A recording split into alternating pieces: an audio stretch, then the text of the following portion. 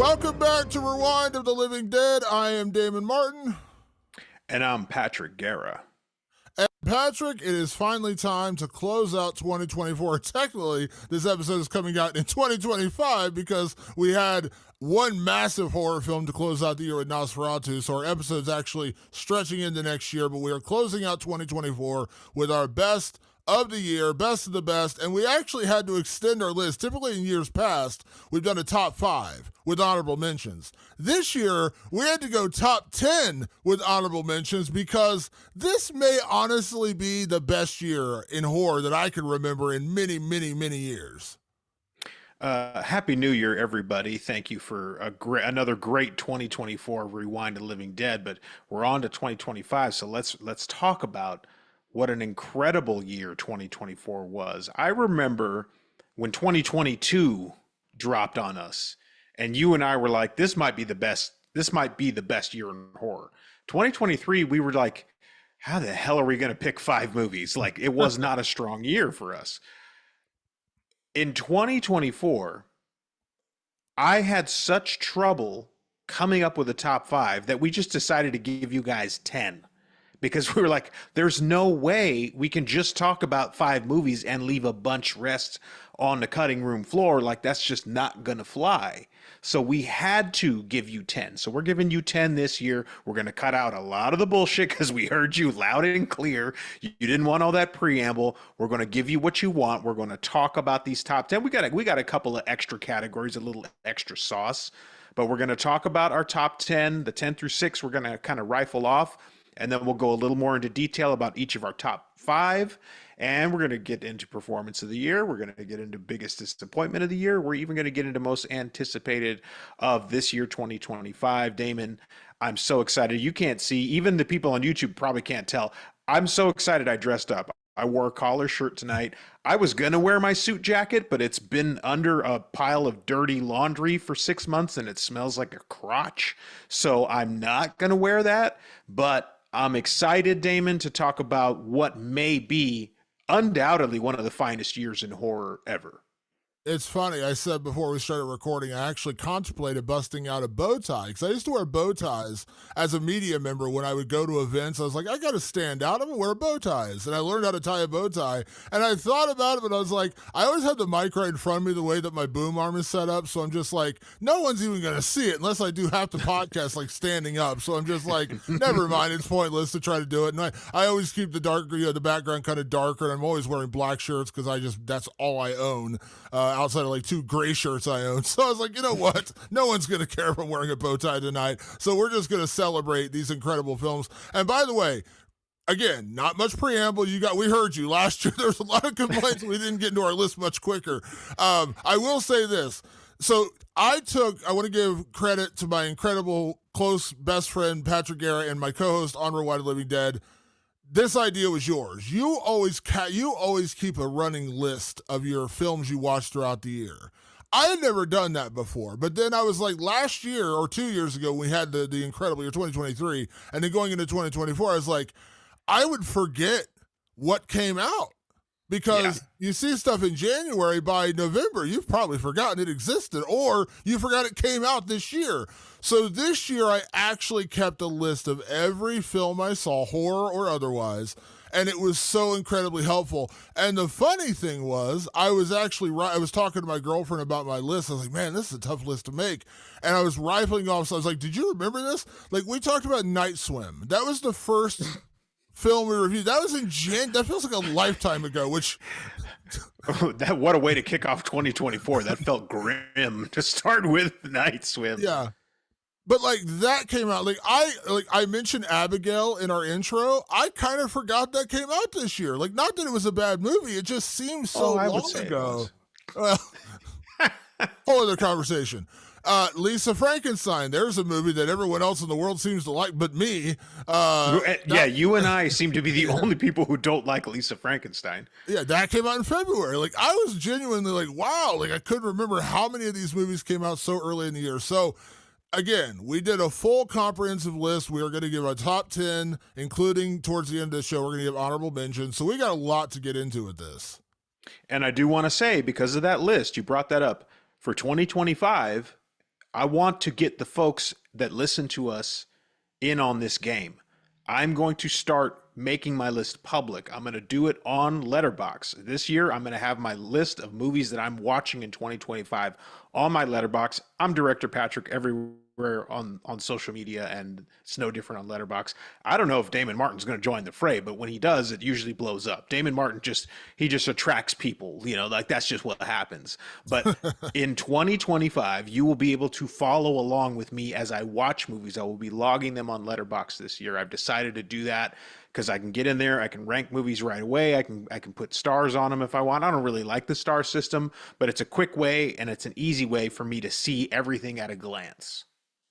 Yeah, I've been contemplating getting on Letterboxd, and that may be the push over the ledge that I need. So maybe I'll do that as well next year, and we can make those public for our fans. A lot of people do use Letterboxd. It's not that I don't want to use. Actually, I follow and really enjoy the content that Letterboxd puts out on TikTok. I really do. I just don't think about it. Like when I watch a movie, I keep a list and I either write a review, or I'd say probably 8 times out of 10 we review it on the show. So I don't typically think about going on there and doing it. But yes, maybe I'll do that as well. So Patrick, less talking, more ranking. Let's get into our 10 through 6. So the way we're going to do this, folks, is we're going to rifle off number 10 through number 6 to start the show, and then Patrick and I are each going to give our number 5 film, and then we'll actually get a little bit more discussion.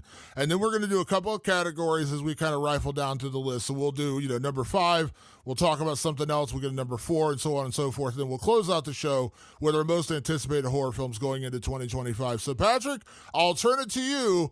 Number 10 through number 6. This was a very difficult list to make. Let me be clear about that. Let's get into it. Number 10 through number 6 for you. What ranked for your best horror films of 2024?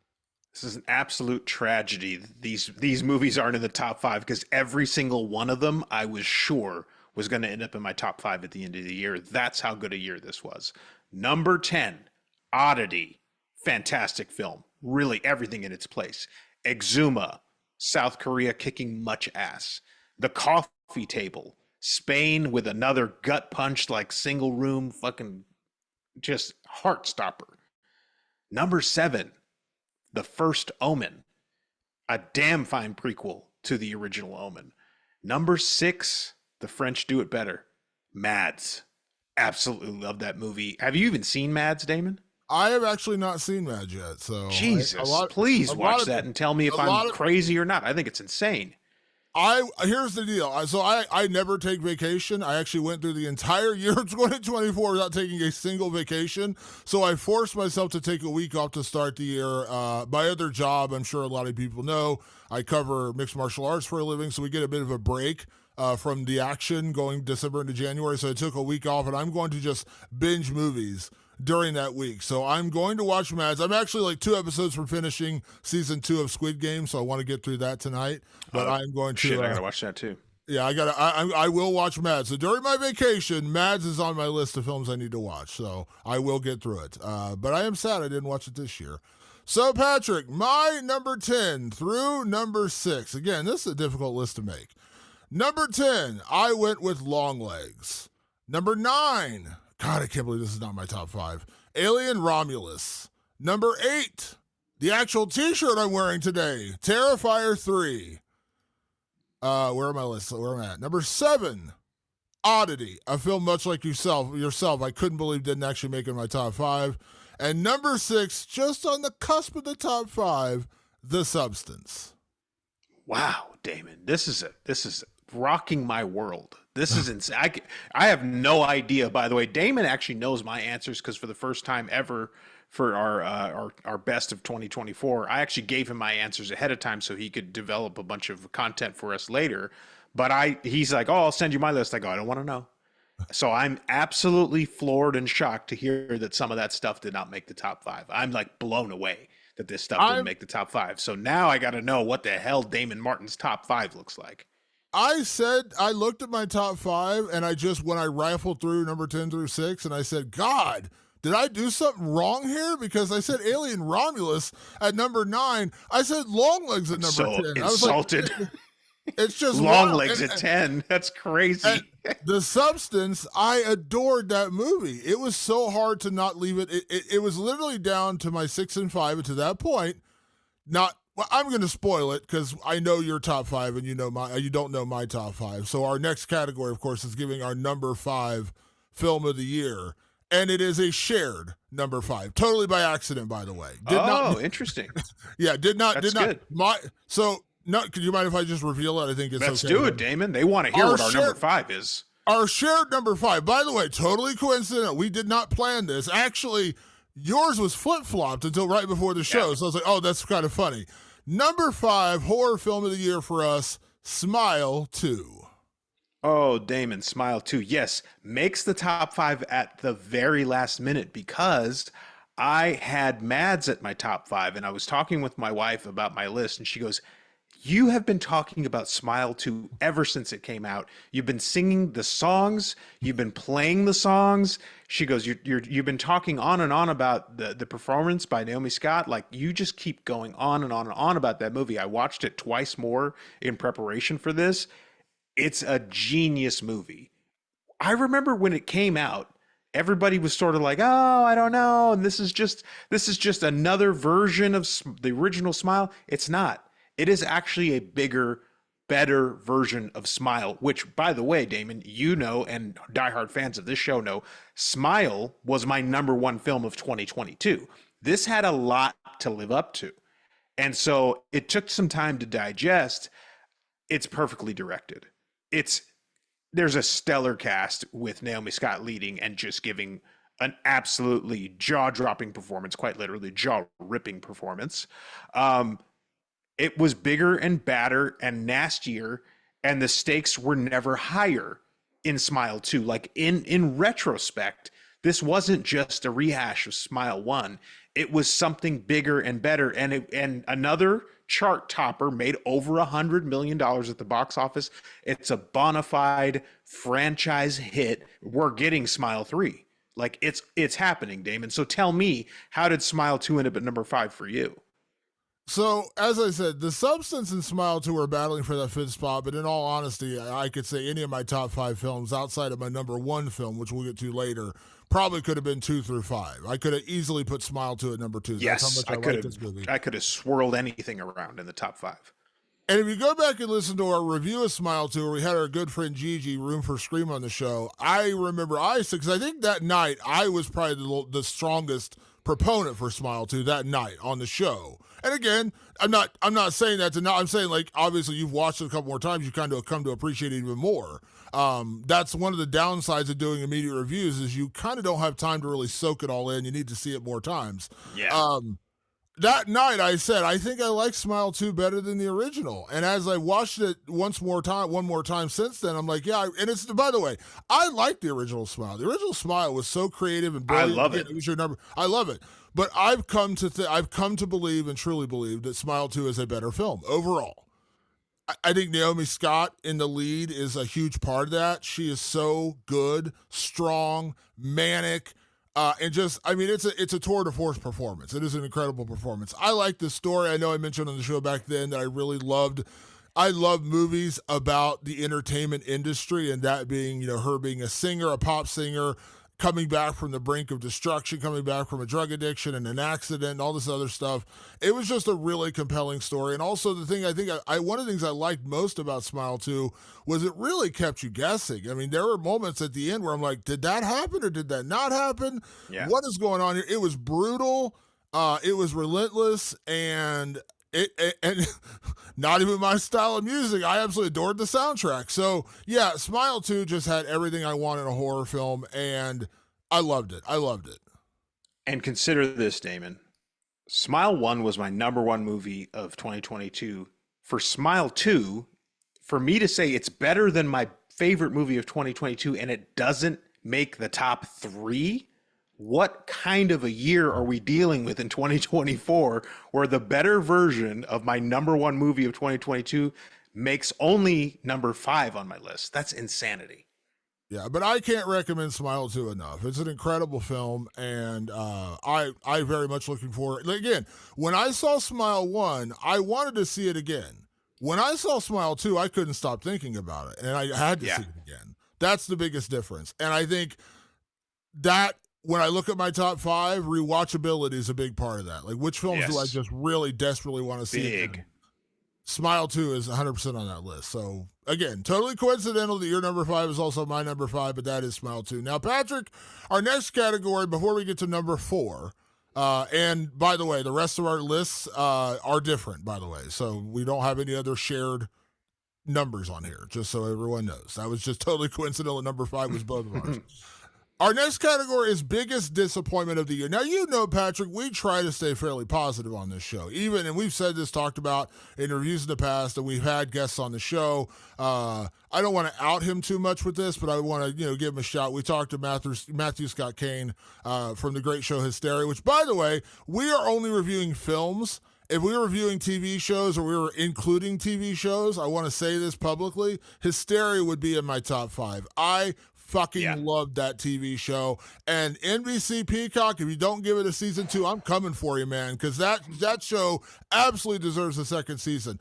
But when we talked to Matthew Scott Kane, he said, because he had listened to some of our episodes, he said, one of the things I liked about your podcast was you guys aren't just overtly negative for the sake of being negative. You're not just out there just trying to rip apart a movie. Listen, do we give harsh reviews from time to time? Sure. You can go back and listen to Halloween Ends from a couple years ago, and you will see me nearly have an aneurysm on air.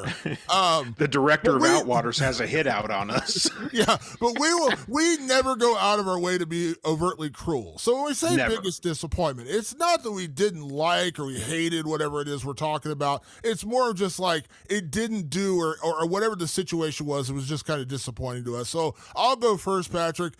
And this is a movie, when we reviewed it, I didn't give it a bad review. And so that's why I'm saying, like, this isn't that I hated the movie. I didn't. But my biggest disappointment of 2024 was Maxine closing the X trilogy. Now, I made that specific distinction for this reason. I didn't hate Maxine. I didn't think it was a bad movie. I didn't think it was a great movie.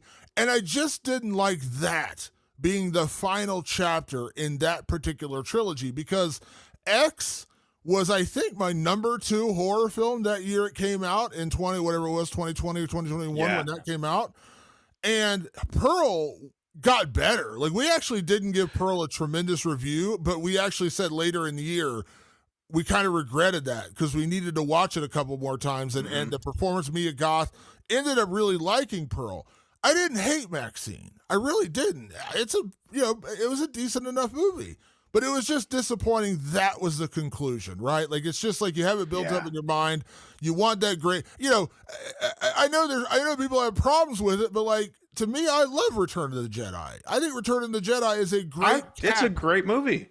To Star Wars. Like, those 3 movies are like, that's one of the greatest trilogies of all time. And Return of the Jedi was a great conclusion. That's what I'm talking about. Like, those first 2 were A+ amazing films. Maxine was just, it didn't live up to that level. And so when I say disappointment, I want to be clear. I don't hate the movie. It just didn't give me the conclusion that I wanted.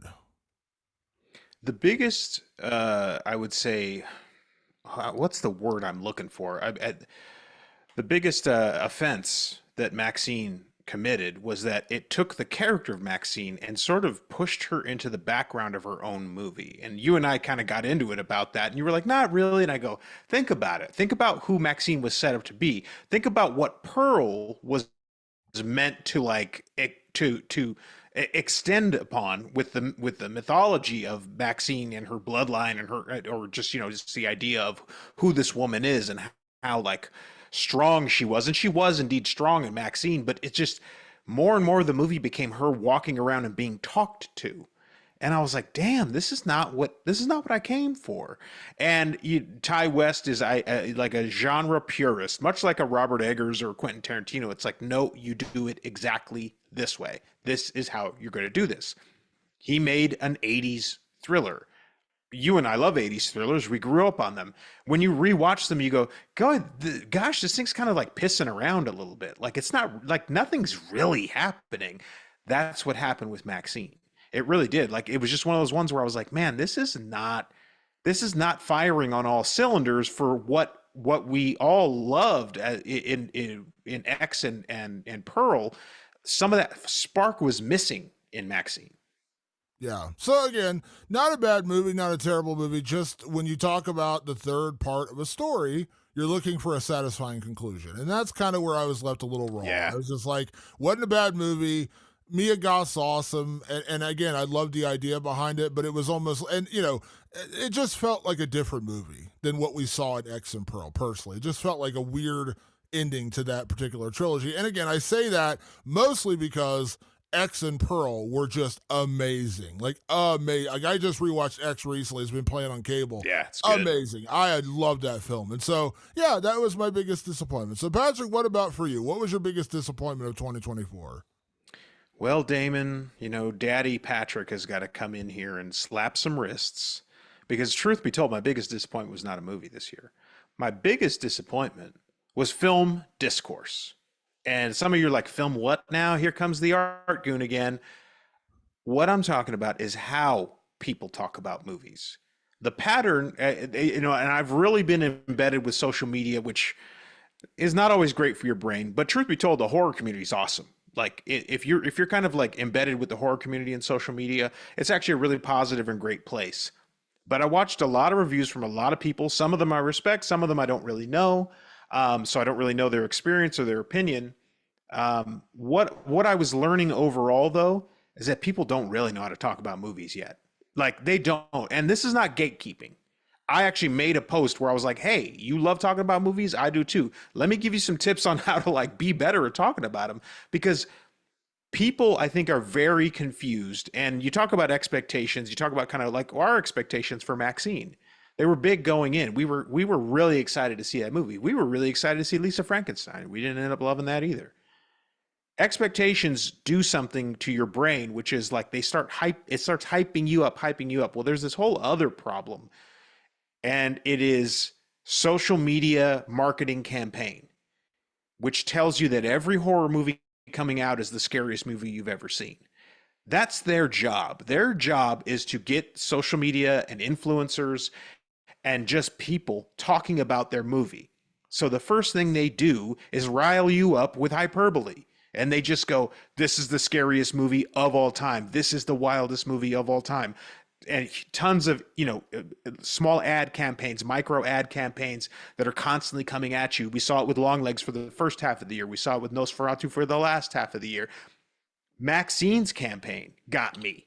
I remember telling you, I go, there's no way Maxine's not going to be great. I was already ready to go. What often I saw in the discourse, meaning once the movie actually came out and people started talking about it, they were talking about movies negatively based on the campaign, not on the movie they were watching. This drove me nuts. When I heard people say, this movie sucks because they said it was the scariest movie of all time, I go, stop. Even the scariest movie of all time is not that scary to me. Like, truth be told, like the scariest of the scary aren't even really that scary. Don't get caught up in talking about the campaign. It doesn't matter to the movie. Don't get caught up in talking about Nosferatu's mustache. I promise you that's not important to how you actually felt about the movie. And they'll go, well, hang on a minute. The mustache is super important because I need to be attracted to him. And that big, gross mustache grossed me out. I'm like, that's not the movie. You're still not talking about the movie.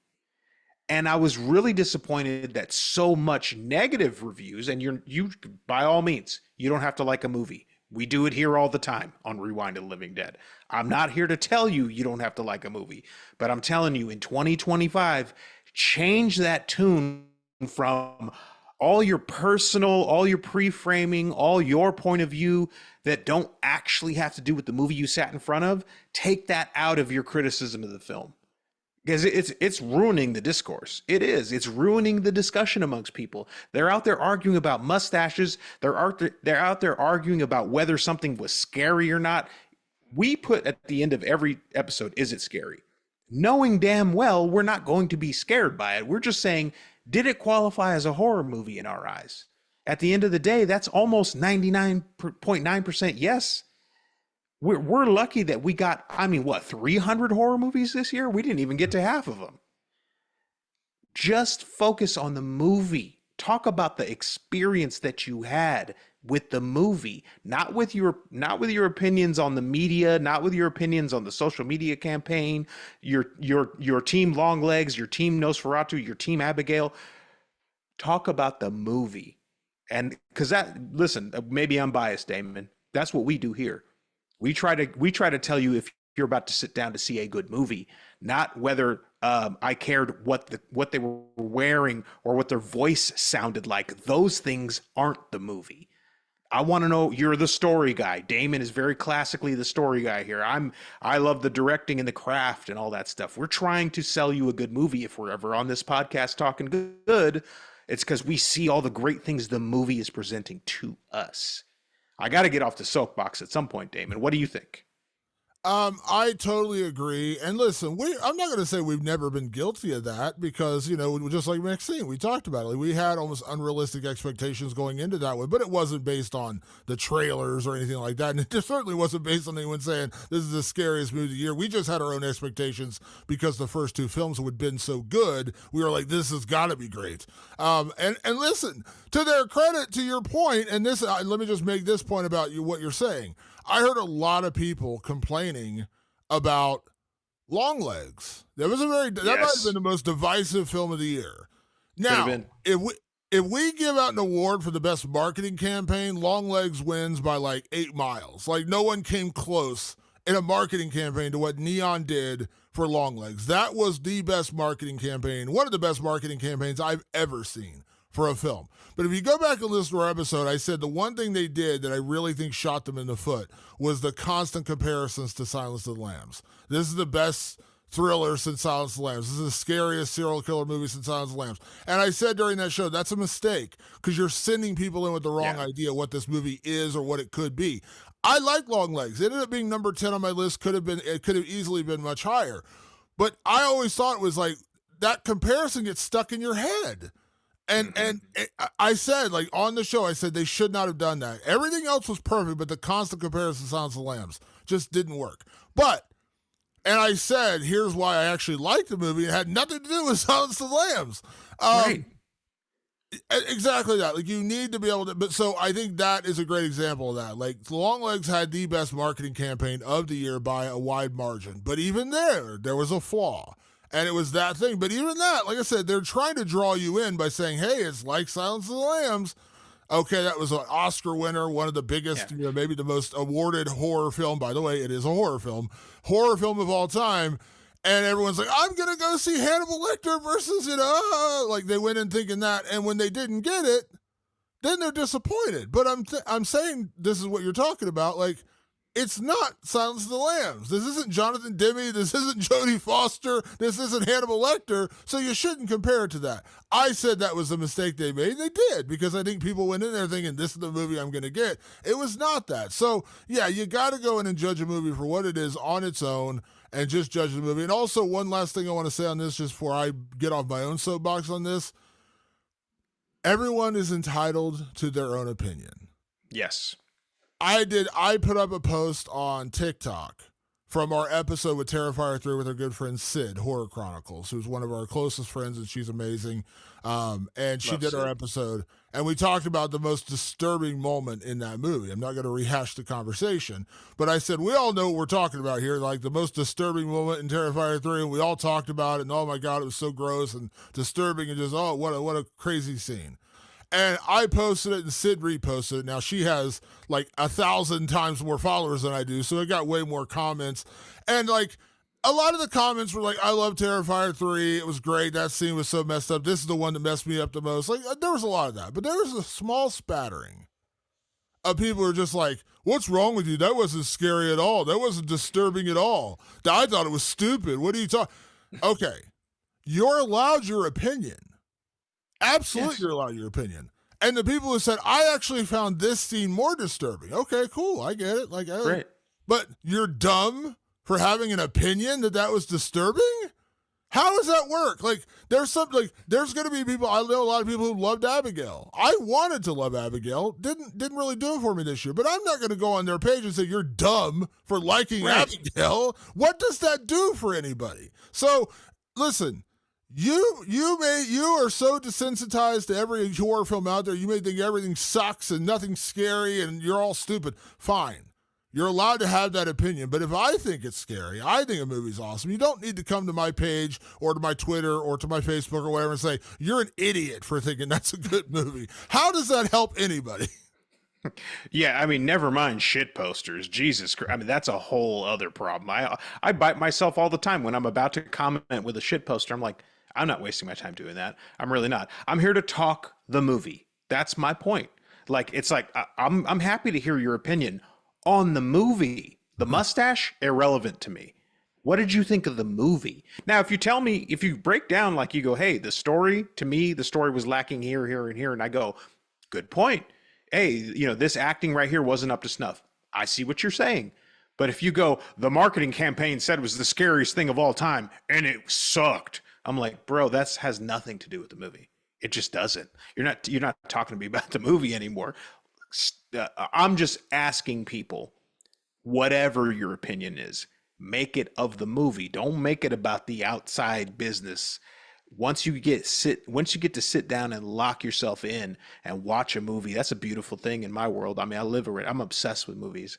Once I get their point of view coming at me, that's what I'm going to react to. I'm going to react to what's on the screen. I'm not going to worry about it. All the rest of the shit. And the mustache is not the story.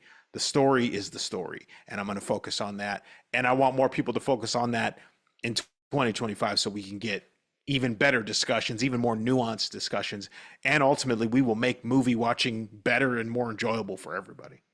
And I don't even remember what the trailers were for Halloween Ends, but I know the movie was god awful. So see, I don't even mention the trailers. Yeah, I can give a shit about the trailers. Halloween Ends is an abomination. It's terrible. All right, Patrick, it is now time for our number 4 horror film of the year. Would you like to go first? Or would you like me to go first? Damon, please. So my number 4 horror film of the year was a film that you and I praised left, right, and center and said more people need to see this movie, and that is J.T. Molnar's Strange Darling. Strange Darling was arguably the biggest surprise of the year because I remember seeing the trailer and I was like, this looks interesting, but it didn't give too much away, which, by the way, that's a whole other conversation what this industry needs with trailers. Here's looking at you, Abigail. The trailer was enough of a tease where I was like, this is interesting. It had Willa Fitzgerald, who I really like. It had, it was, why am I forgetting? Kyle Gallner. Incredible. Yep. I was like, all right, I'm in. And then I watched it, and I watched it twice before we actually did the podcast review. And I actually had a chance to interview J.T. Molnar and Giovanni Ribisi, who is the director of photography, and also interviewed Willa Fitzgerald. You can see that on our YouTube. Had nothing to do with my opinion on the movie. But I watched it twice, and I was like, this is just a really incredibly well-done thriller.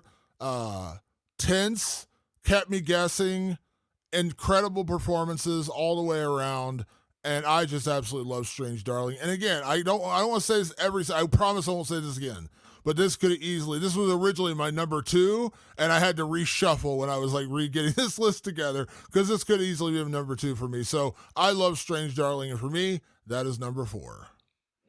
I am not going to elaborate on Strange Darling quite yet, but I will give you this little teaser.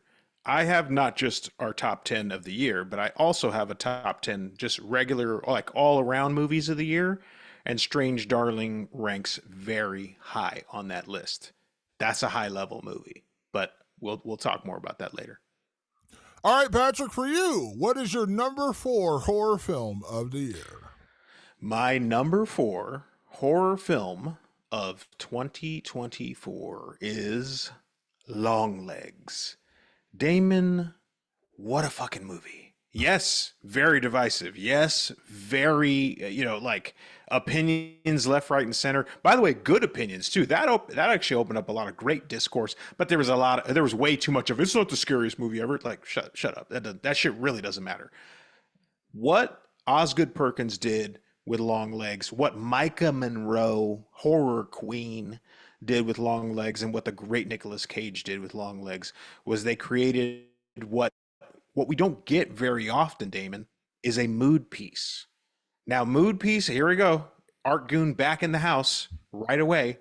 A mood piece goes beyond your standard Hollywood plot. It tries to create a sick feeling under your skin. That's what Longlegs is trying to do.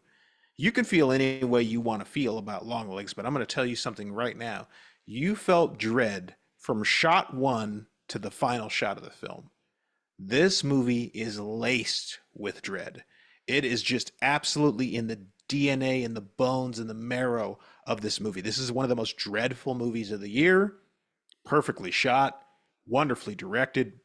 Just the performances were out of this world. Micah Monroe, honestly, probably outshined Nicolas Cage. He didn't have a ton of screen time. He's kind of this ghoul in the mist.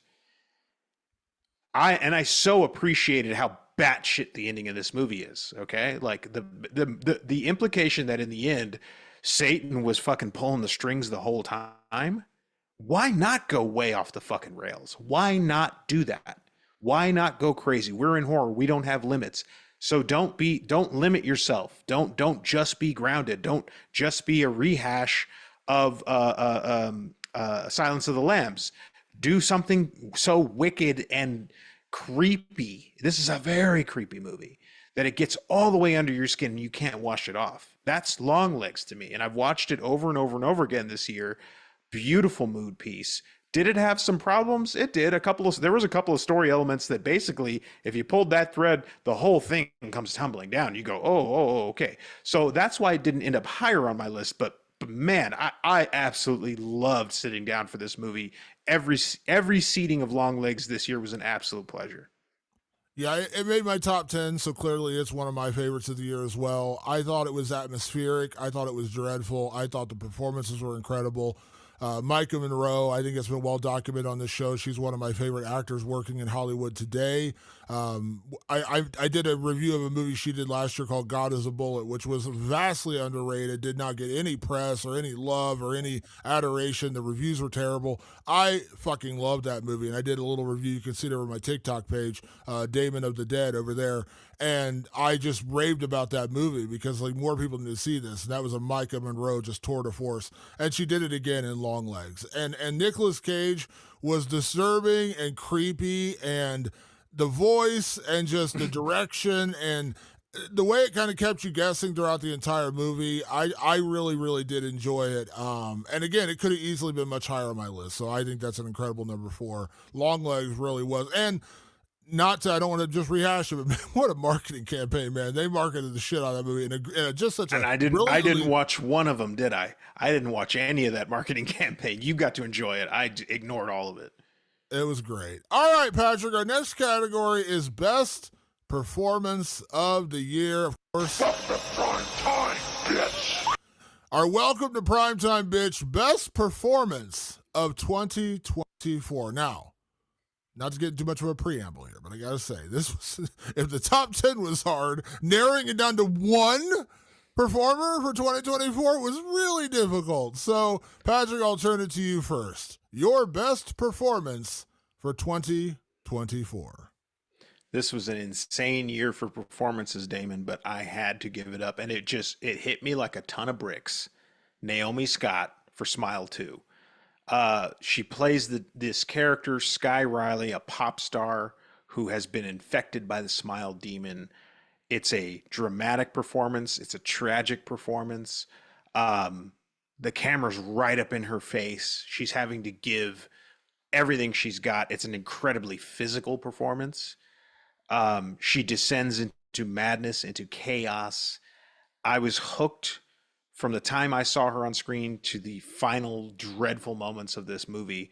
Naomi Scott gave it her all this year, and there were some people I thought were not going to be beat. I was like, no, I'm sorry, that's it. That's the best performance of the year. Here swoops in Naomi Scott as the great Sky Riley, who, by the way, also sang all the fucking amazing songs. I'm not even into pop music, and she has me listening to Sky Riley's EP on repeat, and it's her singing. That's what performance is. It's from top to bottom. Naomi Scott delivered on every single level. How do you not be impressed by that? She was amazing. And also to the song point, she got cast and then ended up recording every song within a 3-week period before filming began. That's how quickly they moved on Smile 2. She didn't even know she had the role. She got the role and boom, she's in there recording the Sky Riley EP, which, again, much like you, not my typical kind of music, but it's really well done. And by the way, I know like just having that extra skill doesn't mean you get bonus points or anything, Right. but her ability to play and actually portray the pop singer is pretty incredible. I'm not faulting Timothy Chalamet for not actually sounding like Bob Dylan, but the fact that she came in and not only performed the role, but actually also performed the soundtrack and actually sang on it's pretty incredible. And while I know that Naomi Scott is an accomplished actor long before she did this film, I personally was not familiar with her. So this was really the first time I'd seen her do something. And when I walked out of the theater, I was like, wow, what a performance. What an amazing actor. And boy, I tell you what, if she doesn't have free Voss water for the rest of her life, something's going on in this industry. That company got more play from that movie of her drinking Voss water. She should have like a lifetime supply of Voss water. Boy, could she drink a Voss water. Like she was chugging that Voss. Yeah, she had it. So, Patrick, my best performance, listen, I was struggling because I was like, oh, it's got to be this, it's got to be this. But then I remembered our episode where we talked about Strange Darling, and I put it up on TikTok, I put it up on Instagram, and I even got a very sweet message from the actor when I posted. And I was like, how could I not pick this as my best performance after all the raving and ranting I did about it? And that is Willa Fitzgerald in Strange Darling. I said during that show I was going to die on this hill that Willa Fitzgerald deserved at least at worst an Oscar nomination for Strange Darling. That's how good she was. She was subdued. She was powerful. She was terrifying. She was everything you need to see out of an actor in a film. And I was familiar with Willa Fitzgerald from other roles. She had been in Reacher and she did the Scream TV series. So I really like Willa. That role blew me away. And I said at the time she should have gotten an Oscar nomination. I don't think that's going to happen because the Golden Globes have come out. She didn't get that. I don't think it's going to happen, but it really makes me mad or upset that this film didn't get more love and adoration. It deserved it. But Willa Fitzgerald absolutely stole the show for me in 2024. Strange Darling is, nominations be damned, still one of the best films of the entire year. It just top horror, whatever, doesn't matter. It's an incredible film, and it's largely because of Willa Fitzgerald. Her performance in this movie, alongside the great horror king himself, Kyle Gallner, man, did she kill it. I was so impressed. And I was sure she was my lock. I was like, she's my lock for performance of the year. There's no way. Naomi Scott is the only person who dared to match her. So, like, I'm happy that those are our 1 and 2 because I don't see anybody else touching these performances this year. Even though, like, I have a feeling a couple of other horror darlings are probably going to get a legitimate nod at the Oscars this year. I can't wait to talk about that. That's coming shortly. We'll talk a little more about that soon. Yeah, and by the way, I mentioned this before we recorded. I said I'm glad you picked Naomi Scott because that was one of the people that was like down to the final 3, and that was one of the other ones I was just like battling with myself. Like, can I really put it after saying she should get an Oscar nomination? Can I really put someone over Willa Fitzgerald? So I had to stick with my. I was thumping the soapbox on that one. I couldn't stop. So yeah, Willa Fitzgerald gets mine, but I'm so glad you picked Naomi Scott because that was easily going to be my other pick. So I'm glad we went that route. Yeah. All right, Patrick, it is now time for our number 3 horror film of 2024. You or me? Who's going first? Damon, why don't you go first? What's your number 3 pick for 2024? My number 3 horror film of the year, and this is one when people ask me what film didn't I see that I need to watch. What is the most underrated film of 2024? What film should I seek out that maybe I didn't hear about, didn't earn $100 million in the theater? And that, for me, is the great French-Canadian thriller, Red Rooms. Suggested by our friend Gigi, Room for Scream. She was the first person I saw do a review on this back in, I think, September. Immediately jotted it down, watched it, raved about it, sent you text messages saying, you need to see this movie. Mm-hmm. And when we had an open break towards the end of the year, we actually spent an episode reviewing Red Rooms. Red Rooms is a movie about a couple of women who are obsessed with a serial killer murder trial. And it really delves deep into the obsession that we all have as a society now with true crime and how deep that obsession can go, toxic or otherwise. And it is not a bloody film. It is not a gory film. It is not a jump scare film. It even teeters the line, is it horror or not? But it is such a disturbing movie, and that's where it falls into that realm of horror for me, is it's utterly disturbing. Um, it is so well acted and so well directed that it absolutely blew me away this year. That movie is so tense in moments. It's a lot of it's a courtroom drama, which I do love a good courtroom drama. Very tense movie. Yeah. Very small movie, very compact movie. You're only down, you're really only focusing on a couple actors in this whole thing. But the story is so compelling, and when you really delve into the two lives of the two women who are leading this film, as far as their obsession with this serial killer and why they're obsessed with this case, are in two vastly different directions. So you get two totally different stories about true crime and people's obsession with true crime. And that movie just absolutely blew me away. And there's one scene in that movie that will haunt me from now until my dying day that is so fucked up and disturbing. I'm like, I can't believe you did this. That is really messed up. So it's an incredible film. I absolutely adored Red Rooms. I'm really glad that we talked about Red Rooms this year because, truth be told, like it was one of the last movies we were going to talk about for the year. I'm glad we did it because I'd like to believe that even our little podcast has a little pocket of influence. It matters to movies like Red Rooms that people talk about them because they're not going to get the big praise. They're not going to make it number one on Apple or number one on Hulu. It's really hard to get movies like that to be seen. And if our podcast got 10 people to rent it, that matters to those filmmakers. They did a phenomenal job. They knocked it out of the park. They made a great movie. Again, another movie that could very well just be on your top overall list for the year. And it's one of those movies that's going to be criminally underseen. So when Damon came to me just begging and pleading and saying, please, Daddy, we need to have this Red Rooms discussion. And I was like, let's do it. And then I watched it and I went, oh shit, Red Rooms is that movie. It's very good. It's a very, very good movie.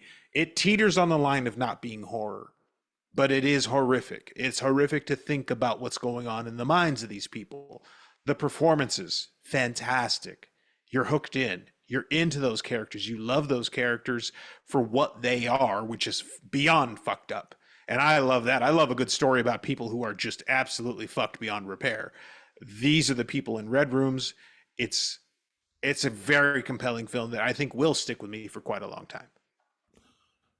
Patrick, it is now time for your number 3, and I'm just going to give a brief spoiler here because this is the only film, I know your list, this is the only film that we don't share that is not a common denominator between our top, one of our top films of the year. It didn't make any of my lists. It didn't make any of your lists. Did not make any of my lists. That's why I wanted. It didn't make your honorable mention? Did not make my honorable mentions. Motherfucker. Well, but by the way, and this is a tricky one because my number 3 of 2024 is Nosferatu. Nosferatu basically just came out. It actually interrupted our normal end of the year episode because it literally came out the week before when we typically would be doing our end of the year episode. Nosferatu came out. It is still fresh on people's minds. And I knew going in, it would be too fresh and too divisive. And I knew for a fact that if we didn't see it twice, we weren't going to give it a fair shake. We were going to give it whatever we gave it initially, and that wasn't going to be enough. So I said, Damon, we must see this movie twice before we talk about it. Luckily, you had a screener. I had to go to the theater twice to go see it, and I don't regret doing it. This, to me, is a very, very well-crafted film on all levels. Controversial how Count Orlok is portrayed. Meanwhile, he's book accurate. You would know that. I wouldn't. What I appreciated about this version, because by the way, and we talked about this on that podcast, they are not telling you any new story. It is the story of Dracula. If you know that story, you are going to walk into that movie and you are not going to be surprised. This is essentially like, I'm doing Romeo and Juliet. Okay, I know how that's going to go. That's what this movie is, and I think that fucked with a lot of people's heads. They didn't reinvent the wheel there. But Eggers created a world and sucked you into it. You could smell that world. You could taste that world. You knew how cold the room was that you were in. It was an incredibly immersive film. It really was. The Count Orlok business, I didn't even know about that he was going to have a big mustache, that he was going to sound wheezy, that he was going to look like a rotting corpse. I'm sorry, I don't need to be horny for Dracula every single time I watch a Dracula movie. That's just me. That's my personal preference. What I saw for the first time ever was a version of Dracula slash Orlok that I hadn't seen before. And people were complaining about that. Could you imagine if he came out of the shadows and looked like the 1920s version?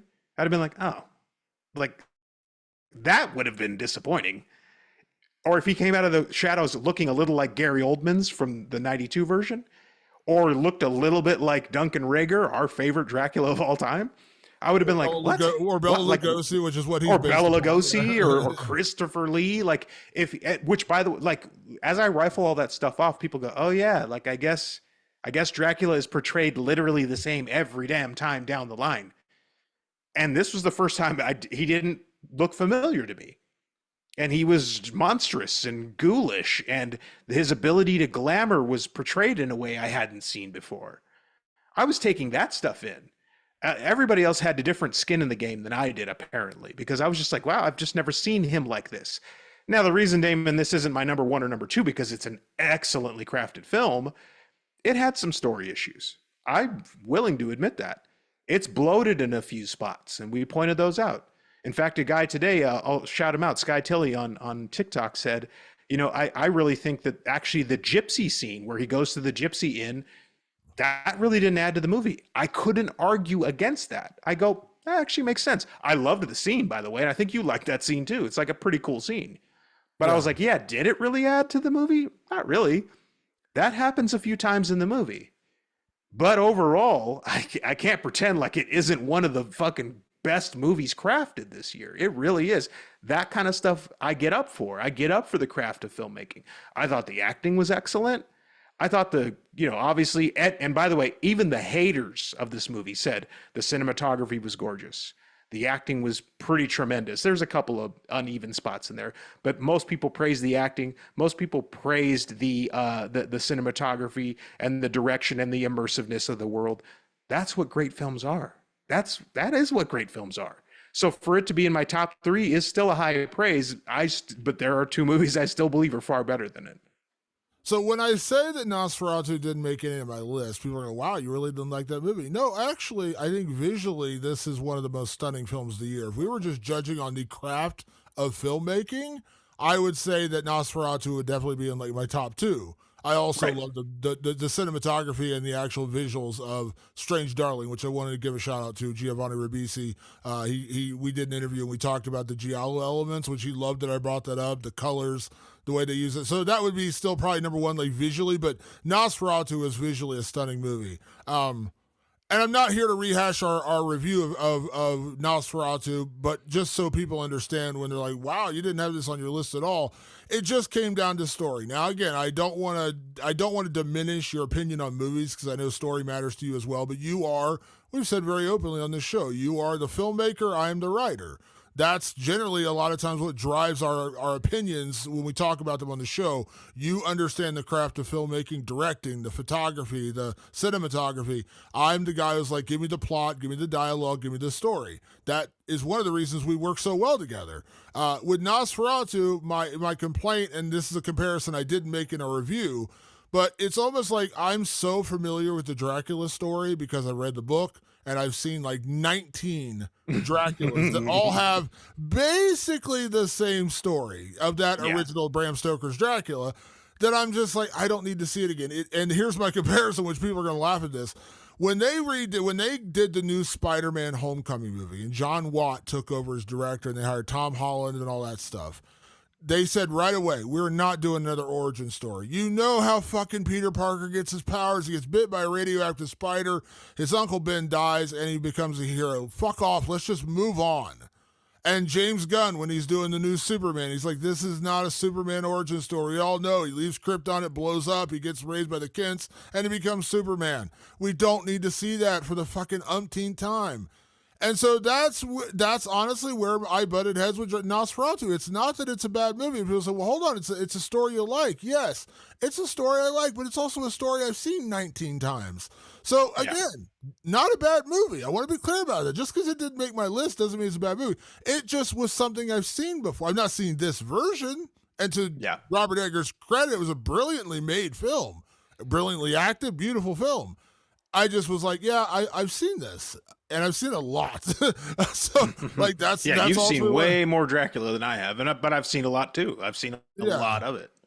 Yeah, so that's why it ends up, that's why it didn't end up on my list. But again, I want to be clear, I like the movie. It wasn't one of those movies that's like stuck with me. So yeah, so And I do think that like 50% of the audience already doesn't like Robert Eggers movies anyway, but they were like, I'm gonna give it a shot, and they just came out feeling exactly the same as before they came in, which was like, I don't like the way he tells movies. So they already were out, and then it was left to the other 50% to go, was it good or was it not? And a lot of them were just like, hey, I wanted something other than the Dracula story I already know, but it's Robert Eggers. He's going to give you exactly the Dracula story. He's not going to change it. He's not going to twist it any differently. The man's been literally dreaming about it since he was a child. Like he literally put together a little play, a Nosferatu play in school, because that's how important it was to him. He was going to tell this story all along.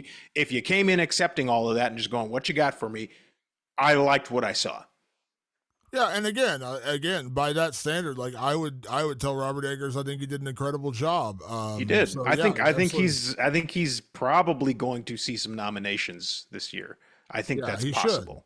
should. He Yeah, should. I He think he should. absolutely Yeah. Yeah. All right, Patrick, it is now time for our number 2 horror film. We were getting down to it. The number 2 horror film of the year. I'm I'll getting go nervous. ahead and reveal mine. My number 2 horror film of the year. This is kind of like Long Legs, very divisive film. I heard a lot of people say they love it. I heard a lot of people say I didn't think it was nearly as good as it should have been, which comes down to trailers and expectations and everything we talked about with film discourse. My number 2 film of the year is A24's Heretic. Hugh Grant could have also been on that list of best performances for the year, and he actually did get nominated for a Golden Globe, so credit to him for that.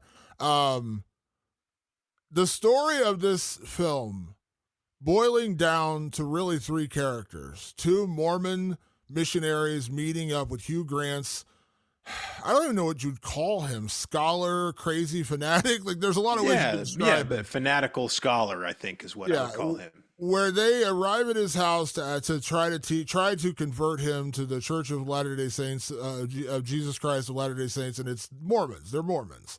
And they show up and they're ready to like, here's why you should become a Mormon. And then a strange thing happens along the way, which is Hugh Grant's character starts saying, but what about this? And have you ever questioned this? And what about this element of your religion? And they're like, okay, well, you certainly know what you're talking about. And it really becomes a challenge of faith, which I've talked about on this show before. Facts are facts. Beliefs are much harder, are impossible to argue with, because I can't stop you from believing what you believe. I can tell you 2 + 2 is 4, and you can't dispute that because that's facts. But if you say, hey, I believe in this, I don't believe in this, well, that's what belief comes down to. That is something much harder. And that film really comes down to an argument of belief and faith with these 2 young Mormons who are being forced to question their faith by this fanatical scholar, as you called him.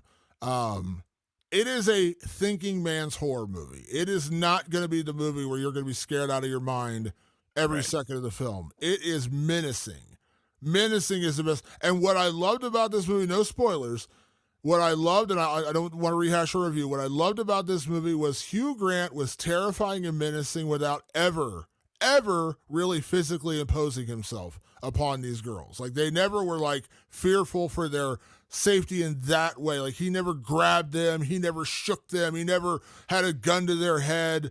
He was just mentally manipulating them to the point where they were terrified. And I love that part of the film. And it just, the way it unravels, and the performances are great. Chloe East and Sophie Thatcher were both incredible. Hugh Grant, of course, kind of steals the show. But I just love the methodical, menacing nature of that movie. And I think, and by the way, not to spoil anything from my side, Heretic doesn't exist anywhere on my list at all, much like you with Nosferatu, and I still thought it was a good film. But I did love that his power in this movie had nothing to do with strength, had nothing to do with brute force, had nothing to do with weapons or traps. The traps were all psychological. The traps were all emotional. The traps were all spiritual. He was really just trying to test these women's faith. That was his big thing. Is like how can I push your faith to get you into that, to funnel you into that corner, into that little mousetrap that I'm looking for. That's all I'm trying to do. He was like kind of Lex Luthor-y, like he was really there to just see how he can manipulate you into doing what he wants. That's smart. That's clever. It's hard to do. It's really hard to pull off. And that's Beck and Woods, by the way, were the writers and directors of that film, and they did a tremendous job. You see their veteran skills as storytellers to be able to go, what if we created a bad guy who never touches you and never needs to? Like, he can just manipulate your mind. He can get you to question your faith. He can get you to question your decision making, all on your own. Not even with Saw-style traps, not even with gore, not even with any of that stuff. That's hard to do. And Heretic made a lot of people's lists this year. It didn't make mine, but it's still a phenomenal film. Yeah, it's one of those movies that, again, it makes you think, but it also makes you think about the style of the movie. As I said, I love that. Yes. Hugh Grant's character was menacing and terrifying, but he looks like a librarian. He looks like your high school history teacher. He does not look scary. He does not look anything close to scary. Actually, if anything, he looks disarming. And I think that's what made what made him that much scarier is he was just very disarming, which is why the girls were invited into his house and they didn't feel in danger at first because he's just a very unassuming, he's almost like a 55-year-old Clark Kent. He just does not look menacing at all. Take off those glasses, though, and things. No. But yeah, so I really loved that. I really loved Heretic. Patrick, what was your number 2 horror film of the year? Shocker, Damon, or not a shocker at all. Number 2, 2024's number 2 film is Alien Romulus. Damon, we spent the better part of the entire year talking about Alien. That was our franchise of the year. That was our franchise pick, and wisely so. We actually walked right up. It took us all year actually to get to Alien Romulus. By the time we had been done talking about all the previous films, we ended up at Alien Romulus. And I was a little nervous going into Alien Romulus because I realized how important the Alien franchise to me. The one thing you can see in this black void that I sit in during the podcast is that Alien lithograph back there. Alien is my favorite film of all time. Aliens is probably my favorite sequel of all time, if I'm being honest. This is a really important franchise to me, and it's one that I obsess over like incessantly. Alien Romulus had huge shoes to fill. And when I sat there and watched it and I did another one, that was another one I required double viewing. I said, it's too important. We have to see it twice. The first viewing, I just sucked it in. I didn't even take my now famous notes or anything. I just sucked it in and I was like, holy shit. I realized something. For any of its little faults or issues or any of the little things that bothered me, the truth was it belonged. And that's what I told you. The first thing you asked me, what'd you think? I just texted you back, it belongs. That was the first thing I said. That was important. And it's not an easy task to do. Ridley Scott's own prequels barely belong. They really barely do. They have their own fans. They have deep, deep fans. We found that out the hard way this year, how much people love Prometheus and Covenant. And that's fine. And we found positives in both movies, actually. Turns out we like Covenant more than we thought we did. But even those movies had trouble fitting in. The AVP movies we just flat out ignored because we were like, we don't care that even the Queen's in those movies. Like, fuck those movies, they really don't fit. Alien Romulus fit. It lives in the DNA of the Alien universe, and this is really important. And I'm really going to drive this part home, Damon, because this is some shit. I had to take some shit up with people on this. These are some of my favorite characters in the entire franchise, and I don't say that lightly. But I heard so many people call these characters annoying, poorly developed, one-dimensional, and I thought, oh my God, I'm now realizing how many people don't know how to watch movies, or how many people just simply, like, they must have been looking at their phones or something. This was a young cast, the first time ever in the entire franchise that a cast was under 30, which no one realizes that.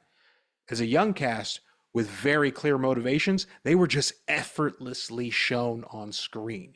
Fede Alvarez and Roto Juarez didn't waste any time developing those characters with ham-fisted dialogue, which is probably what those people were used to. They just showed them in their environments, making their single moves, this move here, this move there. It told you everything you needed to know about those characters and the decisions they were going to make. Even the annoying ones, even the ones we hated, we knew why they were such little shits. We knew why they did what they did in effortless ways. I'm going to have to say it again, effortless ways. So we're so often used to dialogue that punches you in the face so you get it. And this is a major Hollywood franchise movie. Believe me, the studio could have been like, Ray needs to say this clearer. The audience won't understand. Trust me, those discussions were happening. And Fede and Roto, the writer, Roto Juarez, they held fast and said, nope, this is a white knuckle heist movie. And we're going to set up very clearly why these kids are so desperate to get this done. And we're not going to beat people over the head with it. We're going to get to the shit. Alien Romulus also made face huggers scary for the first time in a while. It's been a while since I'd say about Aliens was the last time I was like truly scared of a face hugger, when they were in the med lab and chasing after Ripley's. Last time I got scared at a face hugger. These face huggers scare the shit out of you. They're scary. They're after you. They want to kill you. Is there a couple of issues in there? Yeah, okay. We talked about this at length, but truth be told, the little issues in this movie were actually very minute, especially on the second viewing. I realized how inconsequential they actually were to how much I enjoyed this movie. And that's very important. You talked about this earlier, Damon, and I'm going to reiterate the great Damon Martin. This list is about rewatchability. I've watched Alien Romulus maybe 6 times at this point because it came to home video. I have now the Steelbook. Shout out to Schwink. That was a great Christmas gift. I got the 4K Steelbook from Schwink. This movie we watch over and over and over again in our house. Like some kids watch Sonic the Hedgehog, we watch Alien Romulus in this house, and everyone loves it. And tell me, how could I have not put Alien Romulus at number 2 on my list when Andy made my number 1 android of all time? I didn't even think a new android could top my list. Andy, fantastic android, my favorite of all time. Damon, I could go on all night. You're going to have to stop me. Alien Romulus. Yeah, it's here's what I loved about it. I mean, I loved it. It was number 9 for me, but it was easily could have been much higher. I don't want to keep re-saying that, but it easily could have been my top 5 or top 3 to be completely truthful. Fede Alvarez pulled a magic trick. And here's how he did it. Oh, I'm not saying here's how he did it. Here's what's so amazing about his magic trick. He went into a franchise that is like 9 films deep with really muddied mythology and, let's be honest, some really bad films. Okay? We reviewed the whole franchise. Go back. I never liked Prometheus. When I rewatched it, I was like, I really didn't like Prometheus. You liked it even less. You went in and said, I kind of like Prometheus. And you watch, you're like, yeah, this is actually a pretty flawed movie. And then we had the reverse of Alien Covenant. Both of us were kind of like, we didn't like it at the beginning. And then we actually grew to, for about an hour of that movie, it was really good. There's about 45 minutes of stuff that wasn't great, but yeah. It evened out. But when you listen to our reviews, we, of course, we praised, we were all over Alien and Aliens. That was just like, again, full on just fellatio fest. Fellatio fest. We liked Alien 3, but we said again, there's flaws in that movie, and it's a movie that David Fincher flat out disowns. He doesn't even want it on his filmography. So don't bring it up unless you want David Fincher to punch you in the face. Yeah.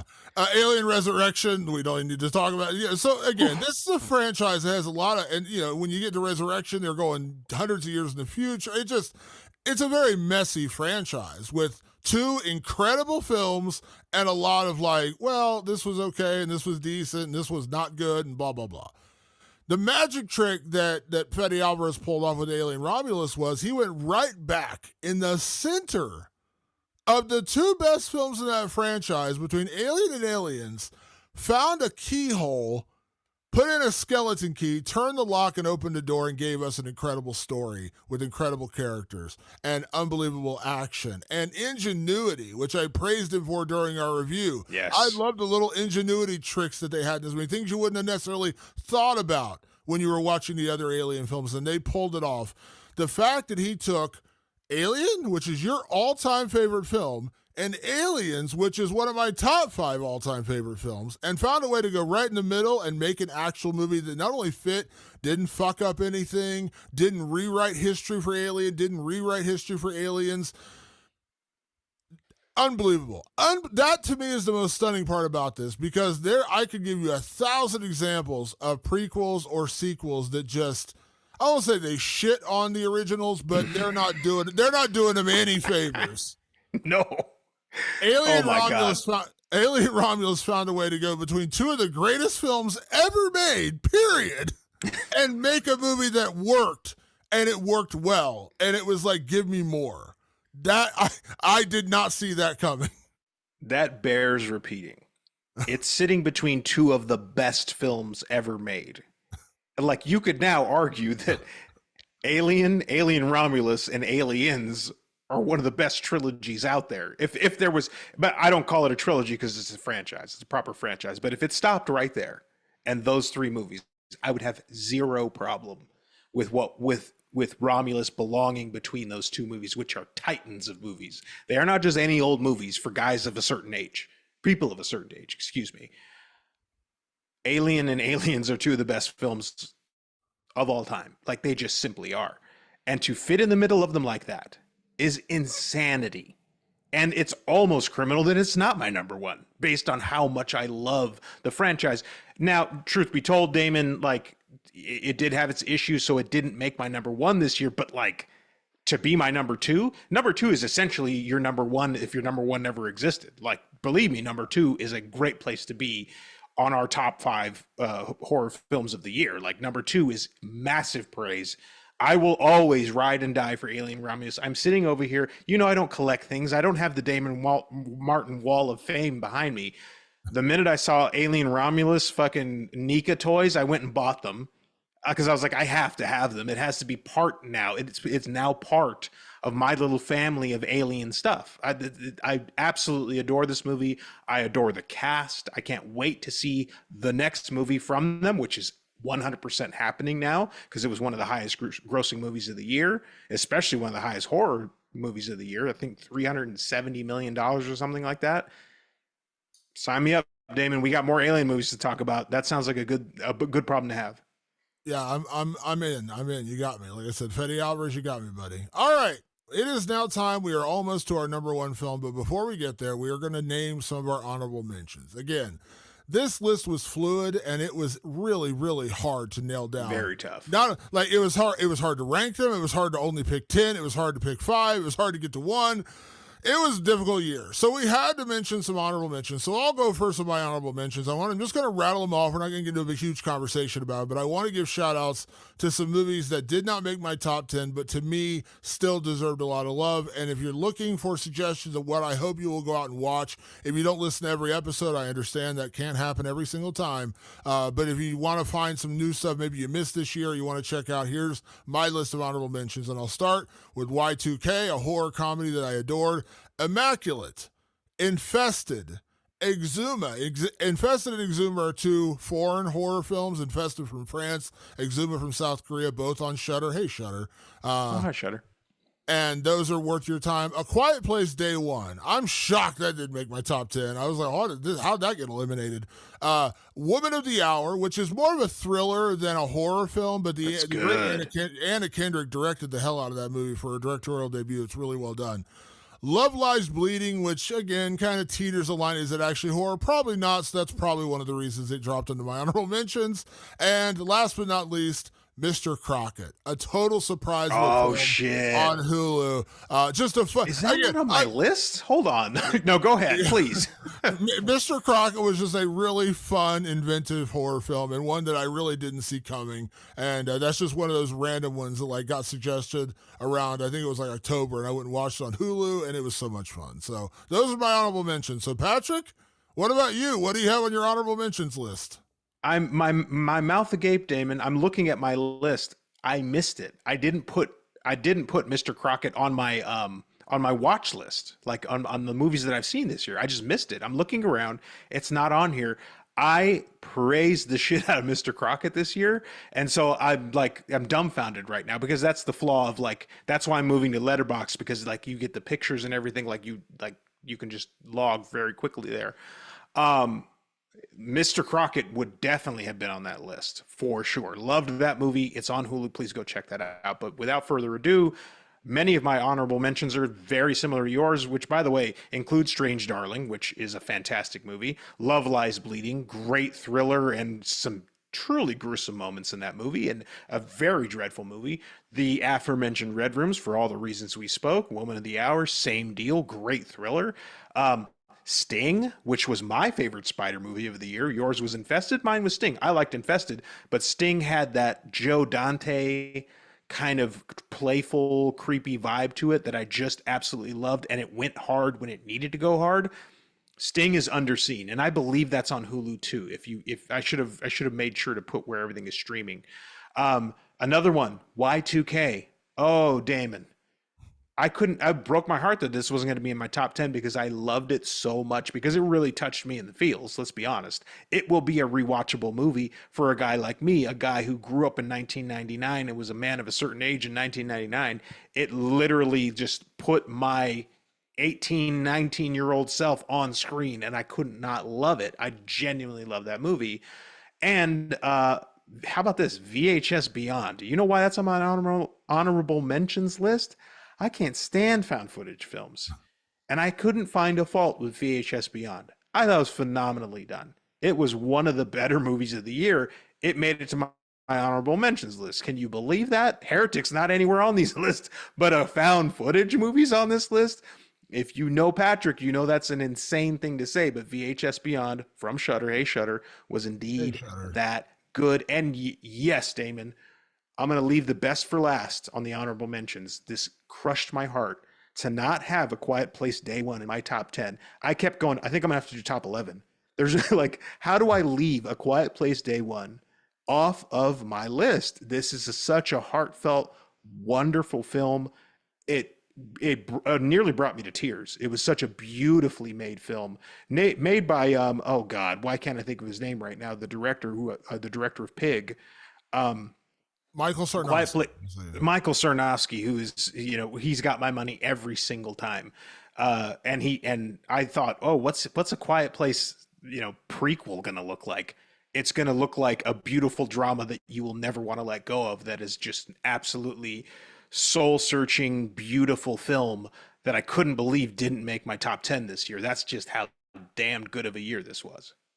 Yeah, Quiet Place Day One was beautiful. It was heart crushing. It was a shock because, and not to rehash our review of that movie, but I went in with zero expectations. I went in almost being like, all right, third Quiet Place movie. How many different ways are they going to avoid the sound-seeking aliens this time? Like I didn't have that. Like I said, when I saw Quiet Place 2, I was like, yeah, it was good. I liked it. Never saw it again. Never revisited it again. Never went back to watch it again. I liked it. I liked it, but I never sought it out again. A Quiet Place Day One, I absolutely will. Without further ado, it is now time for our number one horror film of 2024. Don't forget, we still have our most anticipated films of 2025 coming up after this, so stay around for that as well. Wait, what was your number two again? I forget. Yeah, my number two is it was Heretic. Okay, that's why. Yes, number two is Heretic. My number one horror film of the year, and this really shouldn't be a surprise. If you've listened to this podcast for any number of episodes, you probably heard me mention this just in passing. My number one horror film of 2024 is none other than Late Night with the Devil. A truly original, creative, sort of found footage, sort of documentary style film about a late night host named Jack Delroy, who is desperately trying to get his ratings back up again. And to do it, he pulls off a gimmick show where he actually performs. He has people from like the supernatural and the occult on the show. And at one point, he actually has a possessed little girl on the show. And things go absolutely fucking haywire and mayhem ensues.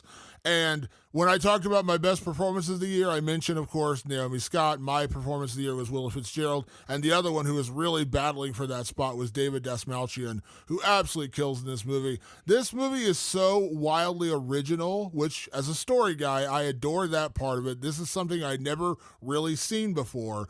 It was scary. It was invasive in ways because it invaded my mind where I was like rehashing moments in the film where I'm like, hold on, did that happen or did that happen? Did I see that? Did I not see that? It was just, again, for what was ultimately a very small horror film, this one absolutely blew me away. The performances were outstanding. The story is my favorite part of this movie. It was just a really, really well done story, well acted movie, and wholly original. And I love original. I just talked about, not to rehash it, but one of the reasons I didn't like Nosferatu is because it wasn't original. It was the same story I've seen done 24 times. This was something I'd never seen done before. And I absolutely adore Late Night with the Devil. If not for Red Rooms kind of being the totally underrated film of the year, where I like people are like, what movie haven't I seen I need to watch? And I say Red Rooms. Before that, it was always Late Night with the Devil. But that movie ended up going, like, I actually have a Late Night with the Devil t-shirt. I went to Costco yesterday. I walked in, and the girl working the door was like, I love that movie. I was like, I do too. So that one actually got an audience. So that's why it wasn't like my most surprising, because it actually ended up making money and became a pretty, kind of a big cult hit. So Late Night with the Devil, #1, great job. That's my favorite movie of the year. There are times in my career as a podcaster and movie reviewer, and damn it, even a filmmaker, where I say to myself, I must not be seeing what everybody else is seeing. You know this, Damon. I saw Late Night with the Devil before many, many, many people did, almost about a year before people saw it, because I saw it at South by Southwest. Now, I saw it my favorite way to see a movie, ice fucking cold. I didn't know what it was. All I knew was David Dastmalchian, and I said, well, I'm going to support that. I love David Dastmalchian. He's fantastic, and you should support this movie because David Dastmalchian actually does a great job in this movie. I can't see anything else about this movie that I enjoy. I'm not here to yuck your yum. I'm really not. So I'm not going to go on a long rant about why I don't like this movie, but I saw it multiple times just to be sure that maybe my first impression didn't work. I'm the only guy in horror who doesn't like this movie. I've not heard one other person say a bad thing about it. It makes me question everything in my life because I go, I must be completely blind. I don't see it. I really don't. And that's all I'm going to say about it. Please go support it. Please go support David Dastmalchian. Go buy a t-shirt. And if you see David on the street, you tell him, hey, David, you did a kick-ass job in Late Night with the Devil. Congratulations. And I can't wait for more of your continued success. Yeah, with Late Night with the Devil, for me, it was just a movie that continued to recycle itself throughout the year. I've seen it like 5 times now.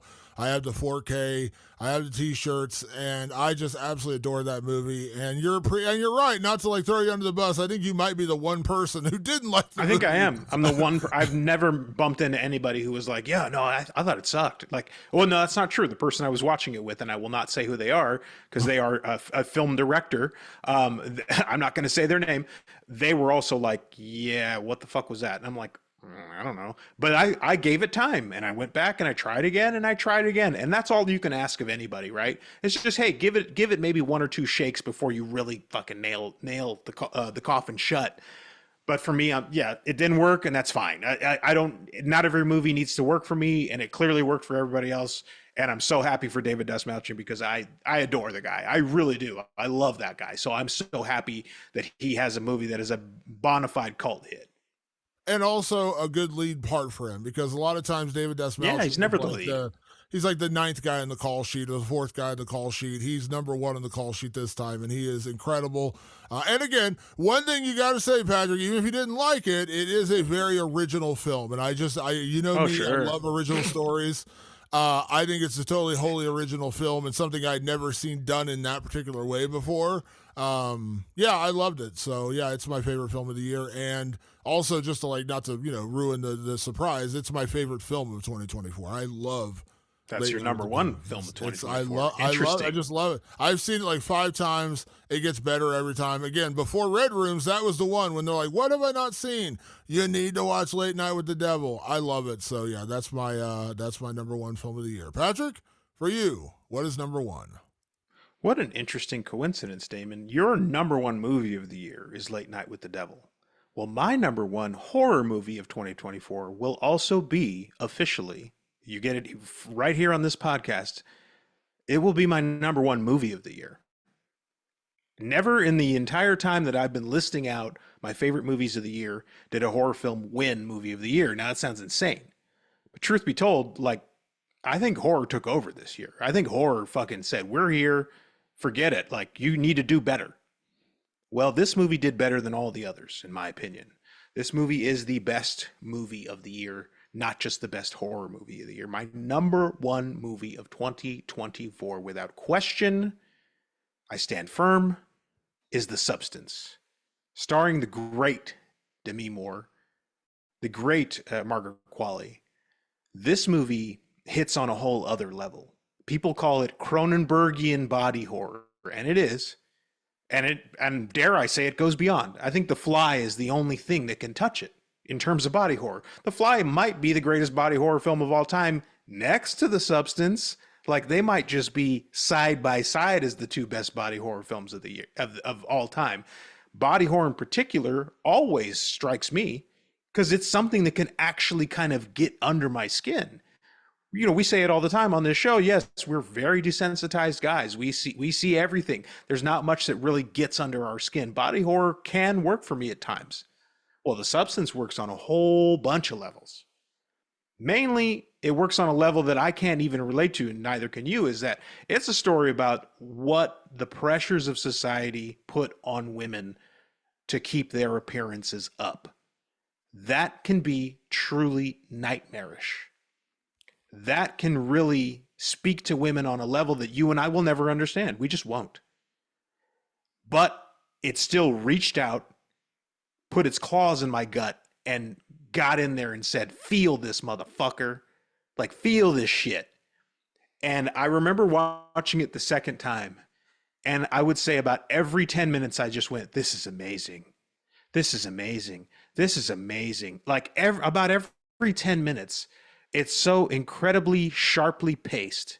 It's so bitingly clear. It doesn't fuck around. They don't talk a lot either, by the way. To talk about after my own heart, as the guy who barely puts any dialogue in his short films. They barely have to say anything. It's all told in the images. So the craft work is incredible. A lot of people this year, when talking about The Substance, said, I would have ranked this a lot higher if the ending hadn't been so batshit insane. I'm sorry, what? Did you want a safe landing? Is that what you were looking for? You were looking for safety? I was looking for something that just went, sorry, I'm going to go on a little tangent here. I went and saw Megalopolis. Did you see it? I still haven't seen it. I've heard enough about it to where I was like, yeah, I just not, yeah. I'm going to just be as brief as I can. Francis Ford Coppola made a batshit movie. I mean, it's one of the most mind-boggling movies I've ever seen. But you know what? You know what really offended me about Megalopolis is that it landed safely. It literally landed on, and the good guys win, da da da. Like for a movie that was so fucking fever dreamishly weird, it just landed in safe territory. And I was like, at least end on the stupidest way possible, where like John Voight bungee jumps with a 9-foot dick or something. Like, you know what I mean? Like, go nuts. Like, why on earth would you like do a safe landing after making all of that fucking weird shit for 3 hours? The Substance, at about a tight 90, I believe it's, or an hour 10 or 110 minutes, I can't remember.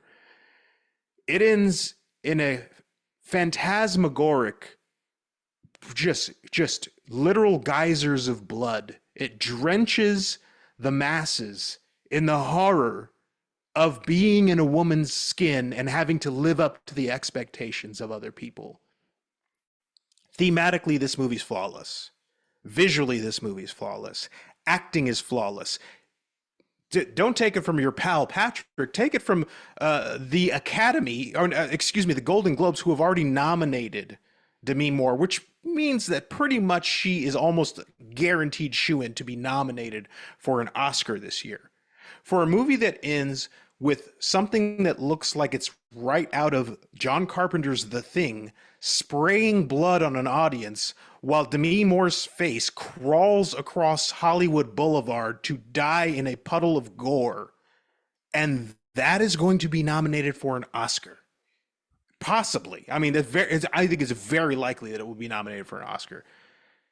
It shows you that people sat up and noticed just how great a movie could be, even though it was a psycho fucking horror body horror, like psycho, whatever it was. It was insane.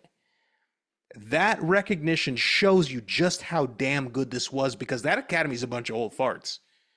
The Golden Globes is a bunch of old fart journalists, and even they could see the genius of it.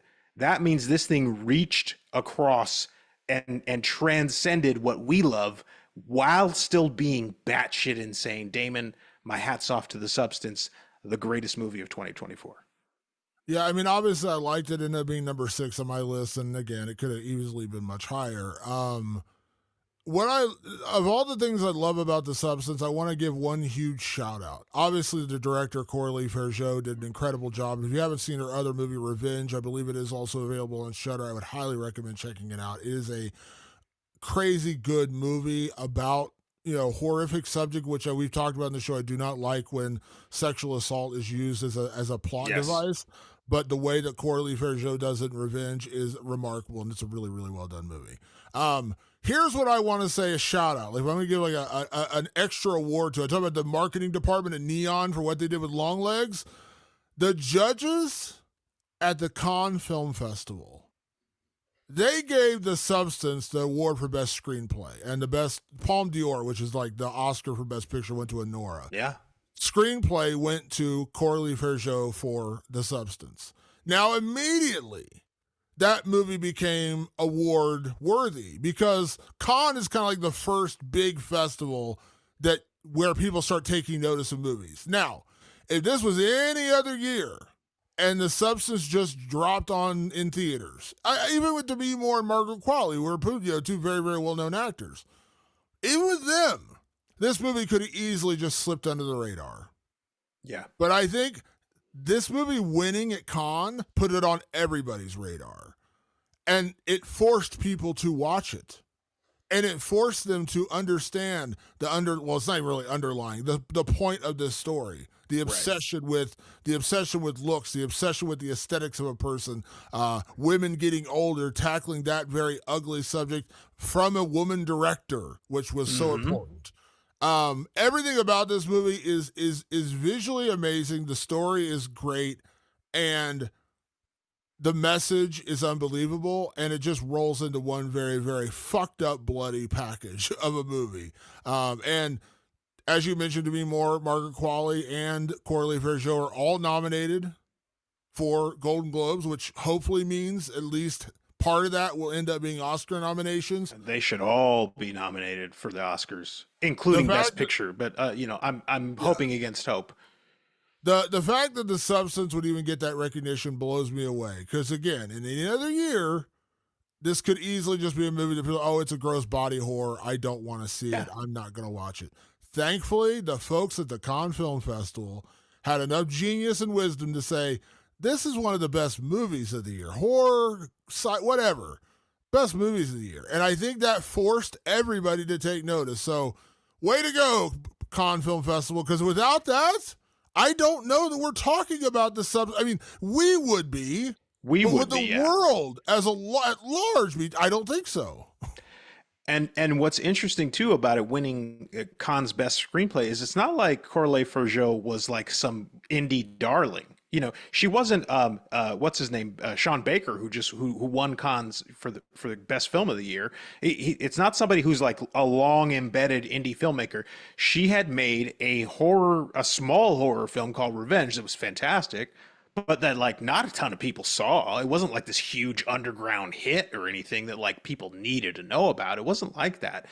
Coralie Fargeau had basically kind of scuttled back to France and was like, oh, I don't know, that kind of did all right, I guess. Like nobody really talked about it. And she was like, she was dipping into her 40s and was like, I don't know, maybe this is over for me. Like nobody really gave a shit about the last movie. It didn't move the needle for me. But then this like spark of influence, because she was getting older, and it made her think about things, and It made her write this beautiful script that Khan couldn't deny. Never mind that, I'm sure she's got reps. I'm sure she's got people who pushed her and were like, Khan judges, you need to see this thing. But they could have easily waved her away, be like, what, some woman who did like a horror movie? Okay, great. There's a million of those. They couldn't deny the script. They really couldn't deny it. They couldn't deny the performances. Immediately the buzz was on for Demi Moore. They were just like, holy shit, you can't wait till you see Demi Moore in The Substance. That's all I kept hearing. I knew it had won the screenplay, and I knew that everybody was talking about Demi Moore's performance, which is knockout. It's one of the best performances of the year. It will be full-blown robbery if she's not at least nominated.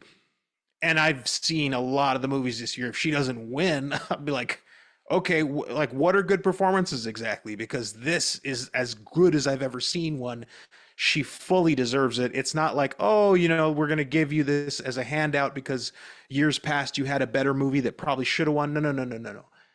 She gave her all. She put everything into it. She put her whole body, her whole soul into that performance. That's what you're asking for at the movies. And then you get that in a crazy psycho phantasmagoric horror movie. Thank you very much. Great. It's just double the fun for a guy like me.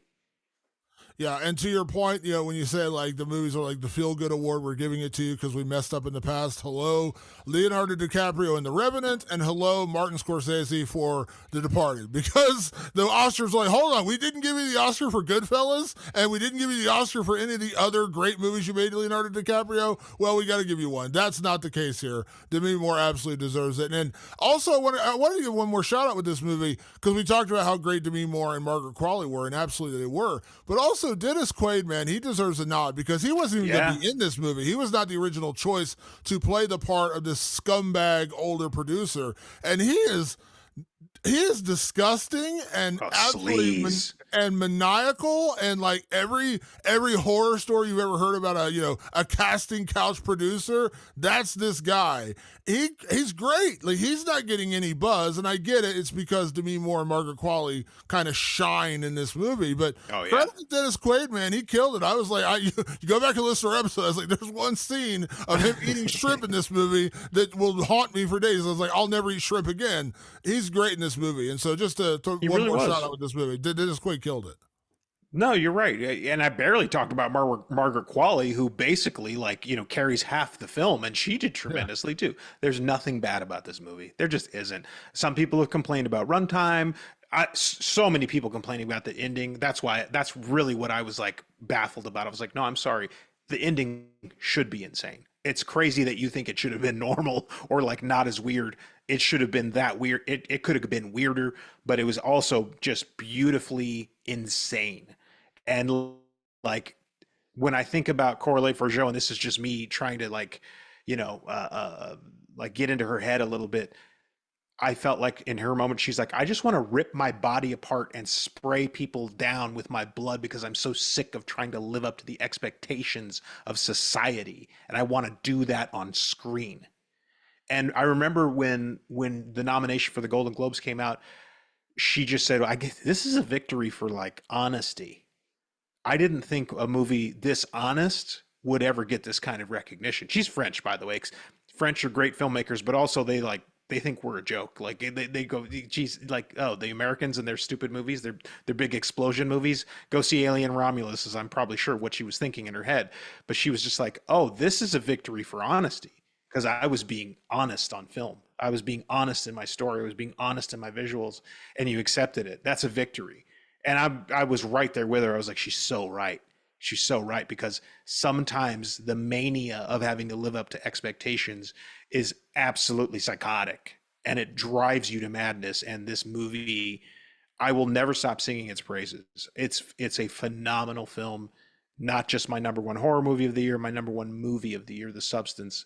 Hands down, bow down, Coralie for Joe, you got my money, for good. I'll chase you down. I can't wait. And if you want to notice a common through line, even though we had different number one films, I think a common theme for both of us of why we like the films we like. Number one, for you, The Substance. For me, Late Night with the Devil, originality. Yes, very. We both praise the originality of that. Again, even if Late Night with the Devil didn't work for you, but for me, it was one of the most original, interesting takes of that. We talked about last year, our number one film of the year was Talk to Me. And we said one of the reasons we loved Talk to Me was it dealt with a possession film in a totally different way than anything we'd ever seen before. And that kind of played a little bit back into Late Night with the Devil, is like this actually happening on this particular format of a bit of a found footage, a bit of a documentary style film. The way they did it, the way they portrayed it, the way they actually induced it, everything was just different. And having a skeptic on screen with them was just so interesting, something you don't generally see. Like when you watch The Exorcist, you don't see Father Merrin saying, "The power of Christ compels you," and Hugh Grant's character comes in and says, "What the fuck are you talking about? That ain't going to do anything." Having that, so there was just originality was a big part of why I loved Late Night with the Devil. And for you, and I agree, of course, because The Substance was also on my list, wholly original. You've never seen this movie before, and you probably won't ever see it again. You could someone will do a copy of Late Night with the Devil. I don't know that anyone can ever copy The Substance. So yeah, I don't think so. A singular film.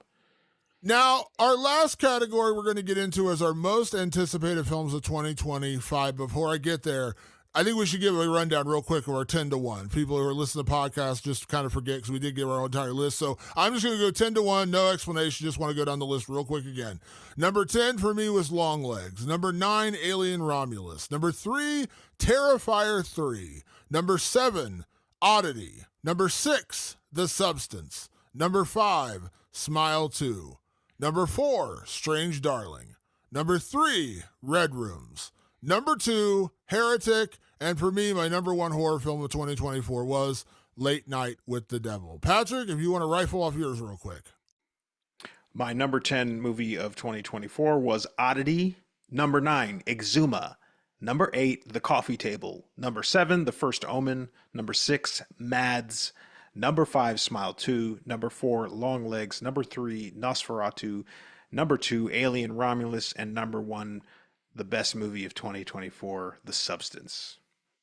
So, Patrick, we are now going to talk about our most anticipated films of 2025. Now, to keep this limited and so we don't droll on for an hour just talking about what we're excited about, because truth be told, there is a long list of really good, interesting films coming in 2025. I am super excited about the year ahead. If it comes even remotely close to 2024, we are going to be very, very lucky reviewers on this podcast. So we narrowed it down to 3 titles.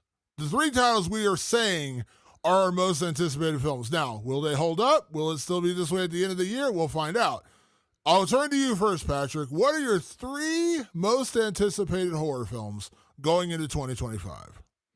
Damon, I am a deep lover of Danny Boyle, so 28 years later, coming back with Alex Garland writing, that's probably going to be amazing and a very strong contender for number 1 movie of next year, or 2025 rather. Another one, Heart Eyes, by the director Josh Rubin, who, by the way, we have reviewed every single one of his movies on this podcast. Scare Me, Werewolves Within, Heart Eyes will definitely be getting a review very soon. Actually, it'll be right around Valentine's Day, where I'm very much looking forward to him because I think he's a phenomenal director. And finally, Damon, Vicious. And you're like, what's that? It's directed by Brian Bertino. Who's that? The guy who directed the original The Strangers and who directed one of the last films to scare me in a good long while, The Dark and the Wicked. That's all I need to know. I hope I never even see a trailer for this damn thing. You got Brian Bertino, I'm in. That's it. That's all I need to know. Yeah, he's incredible, and I'm very excited about that one as well. I believe The Dark and the Wicked was both of our top 5s that year. I can't remember where we had it ranked, but it was definitely top 5 for both of us. I think it was my top 5. I was thinking number 5 for me. Yeah. So for me, I'll rattle off the 3 for me as well, and I'm going to start, of course, as you mentioned, it's also on my list, and that is 28 Years Later. I was a massive fan of 28 Days Later. I actually saw that in the theater when it came out. Really, at that point, I had no idea what it was about, and I loved it. Became one of my favorite zombie films of all time, and then just became one of my favorite films. And of course, Cillian Murphy became a massive star after starring in that one. And 28 Weeks Later is actually a pretty underrated sequel. Jeremy Renner's in it. Yeah. It's actually a pretty good sequel. It's a totally different movie from 28 Days Later, but a really good movie, and I enjoyed it. So 28 Years Later is also on my list. Also on my list, Sinners, the new movie from Ryan Coogler and Michael B. Jordan. It is a gothic cowboy vampire movie.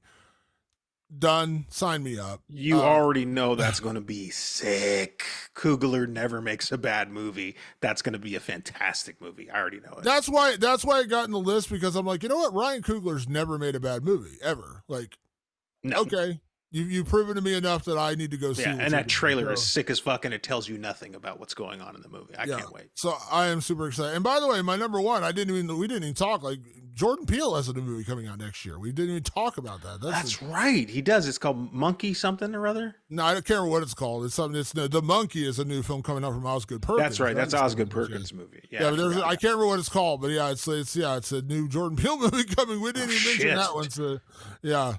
But my other, and the one I'm most looking forward to, is in March, Clown in a Cornfield. Now, much like you talk about with Vicious, my version of that, people are like, Clown in a Cornfield, why is that your number one? It's based on a book by an author I adore named Adam Caesar. It is listed as like teen. So if you go to your bookstore and pick it up, it's teen fiction, but it's definitely horror. It is a book and a book series. There's a trilogy that I absolutely adore. It is probably one of my favorite books of all time. Definitely one of my favorite books of the last 5 years.